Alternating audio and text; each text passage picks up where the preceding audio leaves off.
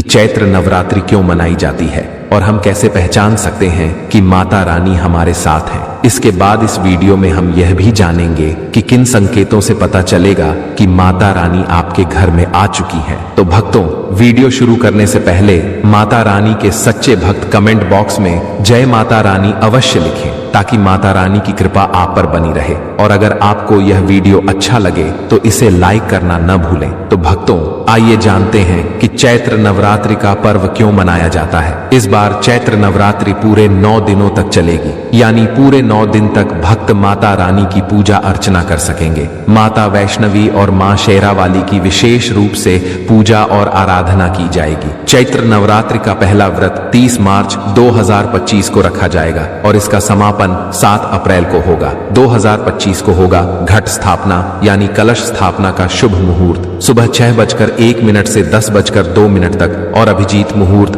दोपहर 12:01 से 12:50 तक रहेगा। इन दोनों समय में घट स्थापना करना अत्यंत शुभ माना गया है। इस वर्ष नवरात्रि में पंचमी तिथि का क्षय हो रहा है, जिससे नवरात्रि 8 दिनों की होगी। महाअष्टमी व्रत 5 अप्रैल 2025 को और महानवमी व्रत 6 अप्रैल 2025 को रखा जाएगा। व्रत पारण दशमी तिथि को यानी 7 अप्रैल 2025 को किया जाएगा। इन तिथियों का पालन करते हुए आप नवरात्रि व्रत और पूजा कर सकते हैं। अधिक जानकारी के लिए आप इस वीडियो को पूरा देखें। भक्तों, अब जानते हैं कि चैत्र नवरात्रि क्यों मनाई जाती है। नवरात्रि मनाने के पीछे एक पौराणिक कथा है। कहा जाता है कि मां दुर्गा ने महिषासुर नामक राक्षस का वध किया था। महिषासुर को भगवान ब्रह्मा से अमरता का वरदान प्राप्त था, जिसके कारण वह पृथ्वी से लेकर स्वर्ग तक सभी को परेशान करने लगा। उसके अत्याचारों से तंग आकर सभी देवी देवता भगवान ब्रह्मा, विष्णु और महेश के पास पहुंचे। तब भगवान शिव, विष्णु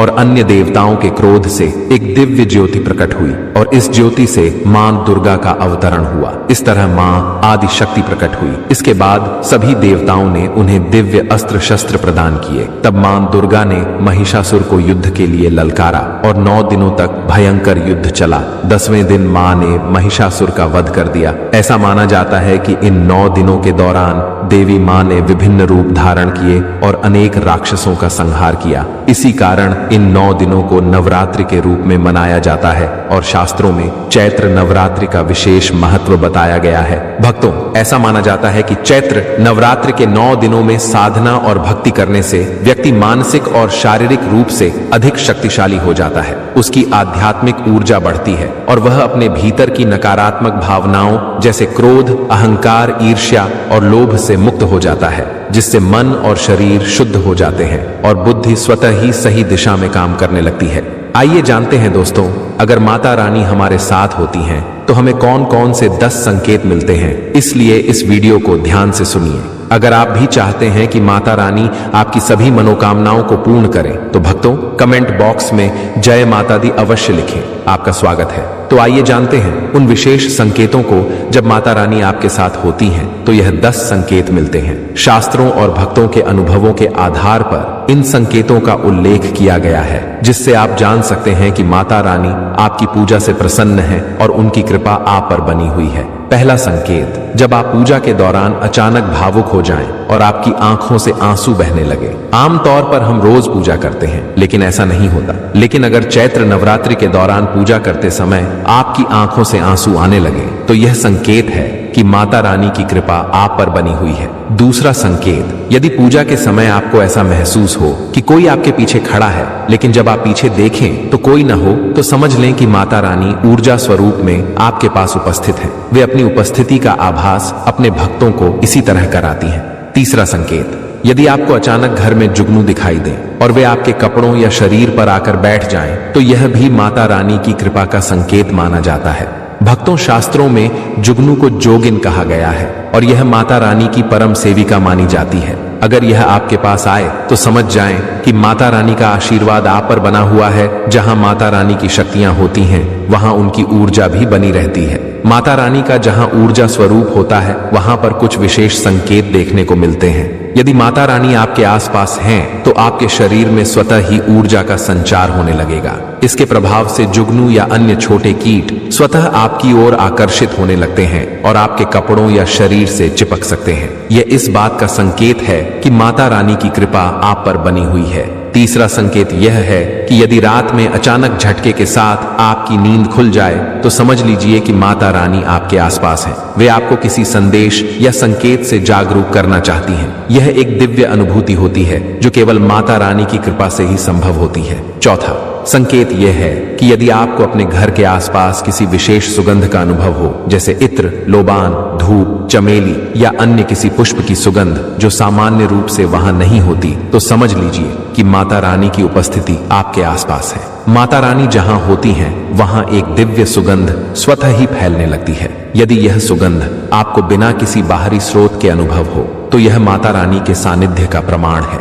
अब पांचवां संकेत जानते हैं। यदि नवरात्रि के दौरान आपको स्वप्न में कोई छोटी कन्या दिखाई दे, तो इसे शुभ संकेत माना जाता है। शास्त्रों में छोटी कन्याओं को देवी का ही स्वरूप माना गया है। यदि आपको नवरात्रि के समय स्वप्न में कोई कन्या दिखाई दे, लाल वस्त्र दिखे या फिर लाल रंग का झंडा नजर आए, तो समझ जाइए कि माता रानी आपके साथ हैं और उनकी कृपा आप पर बनी हुई है। इसके अलावा यदि आप जोत जलाते समय पाते हैं कि जोत की लौ एक विशेष आकार लेने लगती है या उसमें कोई अनोखा रूप बनता है, तो यह भी इस बात का संकेत है कि माता रानी आपके साथ है। नवरात्रि के दौरान माता रानी अपने भक्तों को इन संकेतों के माध्यम से अपनी उपस्थिति का आभास कराती हैं। अब तक आपने जाना कि जब माता रानी हमारे आसपास होती हैं, तो हमें कौन कौन से संकेत मिलते हैं। लेकिन अब हम यह जानेंगे कि जब माता रानी हमारे घर में स्वयं विराजमान हो जाती हैं, तो कौन कौन से संकेत देखने को मिलते हैं। अक्सर ऐसा होता है कि जब माता रानी किसी के घर में प्रवेश करती हैं, तो उस परिवार को इसका आभास नहीं होता। वे यह नहीं समझ पाते कि माता कब आई और कब चली गई। लेकिन कुछ विशेष लक्षण होते हैं जिनसे यह जाना जा सकता है कि माता रानी आपके घर में विराजमान हो चुकी हैं।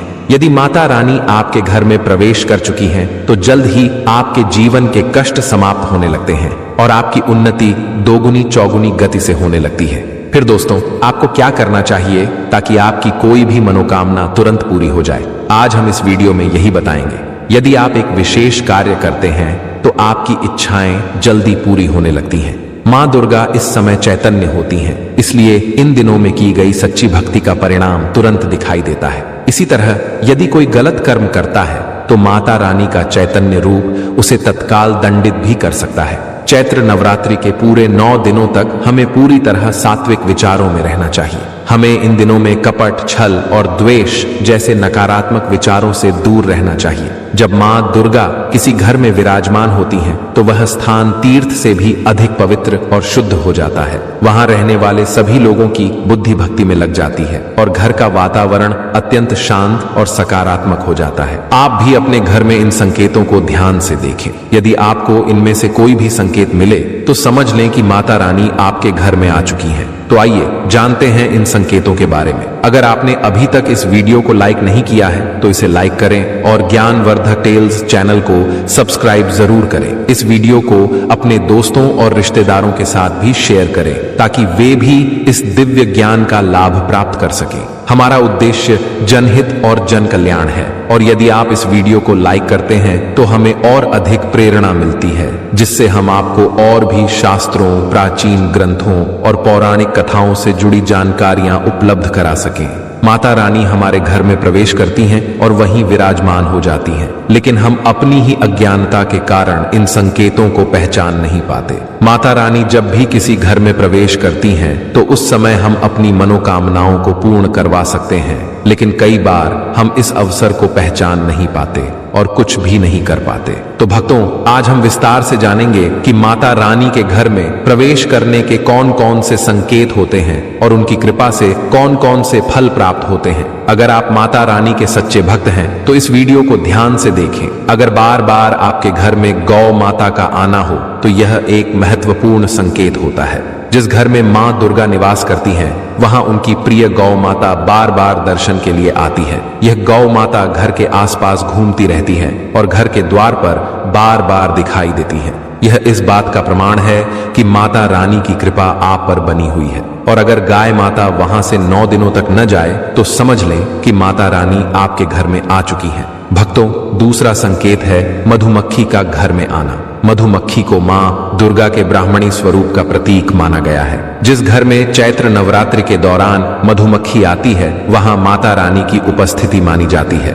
मधुमक्खियां नव दुर्गा के दर्शन करने के लिए सेविका रूप में आती हैं। इसलिए यदि आपके घर में मधुमक्खी दिखाई दे तो यह संकेत है कि माता रानी का आगमन हो चुका है। तीसरा संकेत है ज्योति का तेज जलना। यदि आपने नवरात्रि में माता रानी की भक्ति के लिए दीपक जलाया है और उसकी लौ सामान्य से अधिक तेज जल रही है तो समझ लें कि माता रानी स्वयं वहां विराजमान है। आपको भी अपने भीतर माता रानी की उपस्थिति का अनुभव होगा। यह लौ माता रानी और उनकी ऊर्जा के प्रभाव से बढ़ती है, जिससे यह संकेत मिलता है कि माता रानी आपके घर में आ चुकी हैं। चौथा संकेत यह है कि दीपक की बत्ती में फूल बन जाए। यदि नवरात्रि के दौरान आपके दीपक की बत्ती में अचानक फूल जैसी आकृति बनने लगे तो यह स्पष्ट संकेत है कि माता रानी आपसे प्रसन्न है और अपनी विशेष कृपा बरसा रही है। यह दर्शाता है कि माता रानी आपके घर में उपस्थित है और शीघ्र ही आपके सभी दुखों को हर लेंगी। पांचवा संकेत है घर में बार बार काली चींटियों का दिखाई देना।